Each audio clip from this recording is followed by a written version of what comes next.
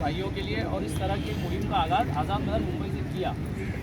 और ये बहुत बड़ी बात है कि हम चंद ही लोग सही यहाँ पर आए हैं, लेकिन उनके दिल के अंदर एक जज्बा है, एक इंसाफ के लिए लड़ने की एक तमन्ना है। जैसा कि हमने देखा जब CA NRC आया था, उसके खिलाफ भी मुंबई के लोग इस तरह बाहर निकले थे। फिरोज़ भाई, फात भाई, मुबशरा हमारी बहन है, कई दफ़ा मैं इनसे मिला, इनके जज्बे को लाख लाख सलाम। हर जगह ये लोग बेचारे फात भाई, फिरोज़ भाई, मुबशरा और जो हमारी बहनें अवेलेबल है। मुंबई भाग जैसा एक शानदार और ऐतिहासिक प्रोटेस्ट हुआ, लॉकडाउन और कोरोना की वजह से खैर वो बंद करना पड़ा, लेकिन ये बहुत ही बड़ी बात है। तो तमाम लोगों के हम शुक्रगुजार हैं। अब आते हैं मुद्दा किसान आंदोलन क्या है। तो ये किसान आंदोलन एक्चुअली है क्या? हम तो किसान हैं नहीं, तो हम इसका विरोध क्यों कर रहे हैं, क्यों हमको विरोध करना चाहिए और एक्चुअली है क्या? तो मोटा मोटी 3 चीज़ें मैं आपको बता दूँ इस किसान आंदोलन की। जो MSP सबसे पहला पॉइंट है, जो सबसे घातक और डेंजर इस हिंदुस्तान की। अब एक्चुअल MSP है क्या? MSP है कि हर देश के अंदर, कई देशों के अंदर मिनिमम गारंटी देती है गवर्नमेंट। तो हिंदुस्तान के अंदर भी मिनिमम सपोर्ट प्राइस होता है, जिसको MSP कहा जाता है। और जैसे कि पंजाब के अंदर धान होता है, बिहार में धान होता है, जहाँ पर ये कानून लागू। बिहार में 2005 में इसी तरह का एक साम्राज्यवादी कानून आया था, जो वहाँ पारित हो गया था, और उसके बाद से वहाँ पे किसानों की हालत आप जाके देख लीजिए। बिहार का किसान आज मजबूर है पंजाब में, चंडीगढ़ में, मुंबई में, दिल्ली में आके मजदूरी करने की, क्योंकि आज उनको वहाँ पे फसल के रेट नहीं मिले।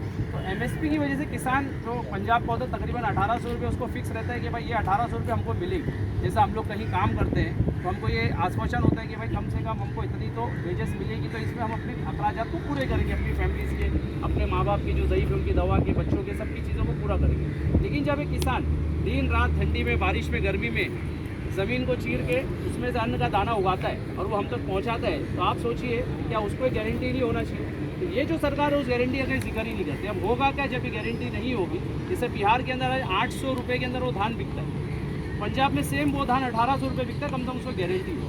तो आज वो ख़त्म हो जाएगी और जब बड़े मार्केट प्लेयर्स आ जाएंगे तो कोई गारंटी नहीं होगी, फिर किसान को मजबूरी में वो धान 400 और 500 रुपये में बेचना पड़ेगा। तो सबसे पहली ये मांग आप समझिए कि MSP क्यों इतना ज़रूरी है। अगर MSP नहीं होगा तो हमारे किसान भाई जो एकदम कम लागत पे माल उनको बेचना पड़ेगा, उनके अखराजात पूरे नहीं होंगे। आहिस्ता आहिस्ता जो किसान एग्रीकल्चर जो सेक्टर है वो पूरा प्राइवेट हाथों में चले जाएगा और फिर वही धान हमको दूसरे रास्ते से 5000 रुपये में मिलेगा। इसलिए MSP ज़रूरी है ताकि किसान हमारे जीवित रहे, उनका सब कारोबार चलता रहे, ताकि हमको वो चीज़ मिले। दूसरा सबसे भयावह पॉइंट है इसका APMC।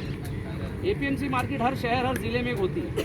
अभी ये जो कानून लाई है गवर्नमेंट ने, इसके अंदर जो कानून के अंदर हमको जो शक है कि APMC मार्केट्स को ख़त्म किया जाएगा। क्यों ख़त्म किया जाएगा APMC मार्केट? जो मंडी होती है हर जगह, हमारे वाशी मार्केट जो हमारे बम्बई की चीज़ों को पूरी करती है, अनाज को, फ्रूट्स को, वेजिटेबल को। तो गवर्नमेंट तो ऐसा नहीं कह रही है कि उसको ख़त्म किया जाएगा, लेकिन फिर हम ये बात क्यों कर रहे हैं? हम ये बात इसके लिए कर रहे हैं कि गवर्नमेंट एक ऐसा कानून ला रही है कि इस कानून के तहत, जो पास हो चुका ऑलरेडी लोकसभा राज्यसभा में, एक अलग से मंडियाँ लगाई जाएंगी प्राइवेट सेक्टर में। जैसे आप और हम, रिलायंस और अदानी और ऐसे जो भी टाटा बिरला, ये लोग अपनी मंडियाँ लगाएंगे, कहीं पे भी जगह नहीं।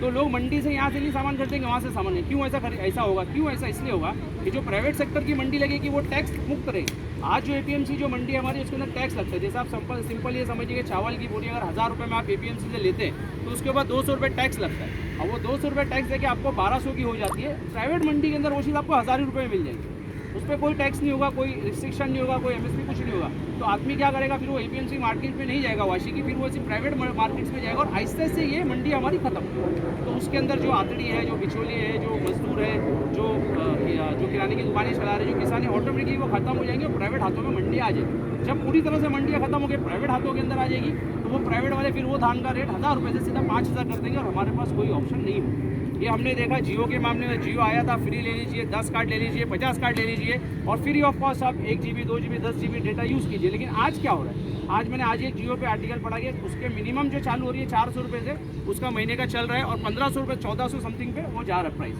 400 रुपये से 1400, जबकि जियो लॉन्च हुआ था 1 साल पहले, वो फ्री था।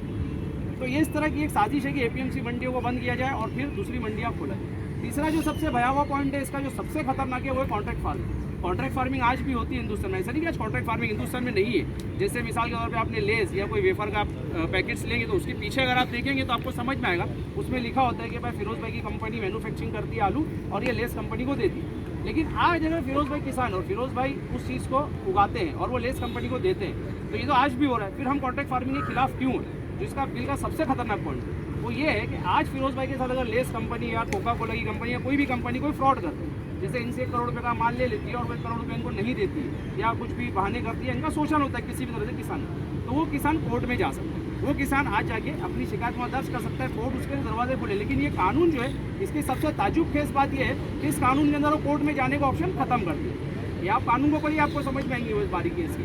आप अगर कोई किसान के साथ कॉन्ट्रैक्ट फार्मिंग होगी, अदानी अंबानी जैसे लोग आएंगे और वो आने के बाद उसका शोषण करेंगे, उससे 1 करोड़ रुपए का माल ले लेंगे और 10 लाख रुपए उसको देंगे, बोले कि भाई बाकी माल आपका खराब है, अब खराब हो गया, ये हो गया, वो शोषण करेंगे। तो वो क्या करेगा किसान, क्योंकि उसका कोर्ट जाने का ऑप्शन नहीं है, तहसीलदार के पास जाएगा, वो डीएम के पास जाएगा, डीसी डिस्ट्रिक्ट कलेक्टर के पास जाएगा, मजिस्ट्रेट के पास जाएगा। और जो डिस्ट्रिक्ट कलेक्टर मजिस्ट्रेट और करप्शन की हालत मेरे से बेहतर आप लोग जानते थे। तो आप सोचिए, आम किसान क्या अदानी अंबानी और रिलायंस ऐसी कंपनियों के खिलाफ खड़े होकर मजबूती से जंग लड़ सकेगा? नहीं लड़ सकते। तो हम नहीं चाहते कि भाई कॉन्ट्रैक्ट फार्मिंग के वो चीज़ों को हटाया जाए जो जिस तरह से चल रहा था कि भाई आज जो फार्म जो कानून है हमारे यहाँ, बेशक उसमें कई लूप होल्स हैं, उसमें बहुत सी सुधार की गुंजाइश है, लेकिन ये जो कानून लाया जा रहा है ये मनुवादी और साम्राज्यवादी सरकार की सीधा खुल गए ये एक सोच इन लोग अपनी रख रहे हैं कि भाई हम किसी को जीने नहीं देंगे, जो भी होगा सिर्फ और सिर्फ साम्राज्यवाद की मनुवाद की सरकार वो पॉलिसीज लागू करेगी और साम्राज्यवाद को आगे बढ़ाएगी। इसके लिए मैं आपको आखिर में सिर्फ एक बात बोलता हूँ, भाइयों दोस्तों मेरी बहनों, कि हमको इस कानून के खिलाफ उतनी ही शिद्दत से उतरना जितना हम सीए और एनआरसी के खिलाफ होते, उतनी ही शिद्दत से उतरना जितना इस देश के अंदर कोई भी कानून लाया जाए, काला कानून जो भी है उसके खिलाफ हमको उतरना है। वो इसलिए ज़रूरी कि याद रखिए, आज अगर हम हमारे बाप दादा जो उतरे थे, मैं आपको एक छोटी सी मिसाल देता हूँ। 1940 में जब आज़ाद हिंद फौज का गठन किया सुभाष चंद्र बोस जी, तो वो गए थे गुजरात फंडिंग के। तो यूसुफ बरफानी नाम के एक बहुत ही करोड़पति इंसान थे, उनसे उन्होंने बात की, उन्होंने 1 करोड़ रुपया उनको डोनेशन दिया। तो उनकी कोठी के अंदर एक बूढ़ी माँ हमारी बैठी थी, वो रो रही थी। तो सुभाष बाबू ने उनसे पूछा कि माँ क्या हुआ? तो बोली नहीं, अगर मेरे पास भी 1 करोड़ होता तो वो भी मैं आपको दे देता। तो उन्होंने बोले कि नहीं, सुभाष बाबू ने बोला कि नहीं, अरे आपके पास तो बहुत अच्छी, उससे ज़्यादा बड़ी ताकत है। बोले क्या है? बोले आपका एक 25 साल का लड़का है। तो उन्होंने उसको आज़ाद हिंद फौज को दे दिया, उनकी माँ ने। वो लड़के का नाम था शाहनवाज। आज़ाद हिंद फौज में शामिल होने के बाद वो शाहनवाज बन गया लेफ्टिनेंट शाहनवाज खान, और अल्हम्दुलिल्लाह वो शहीद हुआ आज़ाद हिंद फौज के। और शहादत होने के बाद सुभाष चंद्र बोस वापस आए उस माँ से मिलने हमारी, और तमाम लोगों को लेके अपनी फौज की, और उन्होंने कहा कि अगर आपको भारत माता को देखना है तो ये हमारी भारत में तमाम आज़ाद हिंद फौज ने उसको भारत माँ माना और उनको सलूट किया। तो ये हिंदुस्तान है हमारा। इस हिंदुस्तान के अंदर आसिफ मरवानी जैसे शहादत, और उनका खून है हमारे अंदर, भगत सिंह का खून है हमारे अंदर, गांधी का खून है हमारे अंदर, सावरकर का खून नहीं हमारे अंदर, गुरुजी गोवालकर का खून नहीं, हमारा अटल बिहारी वाजपेयी का खून नहीं, जिसने कहा था कि 92 में जमीन को समतल कर दिया। हम इस देश की सेकुलर ताकतों पे चलने वाले लोग हैं, हमारे अंदर गंगा जमनी तहजीब है, और इंशाल्लाह इसी के साथ हम मरेंगे। और हमको बहुत फख्र है कि 1947 में मोहम्मद अली जिन्ना के उस पार्टीशन के रवैये को ठुकरा कर मौलाना अबुल कलाम आज़ाद और महात्मा गांधी के हिंदुस्तान को चुना, और हमारे बाप दादा ने चुना, और आज वो इसी मिट्टी में दफन है, और इंशाल्लाह हम भी कल इसी मिट्टी में दफन।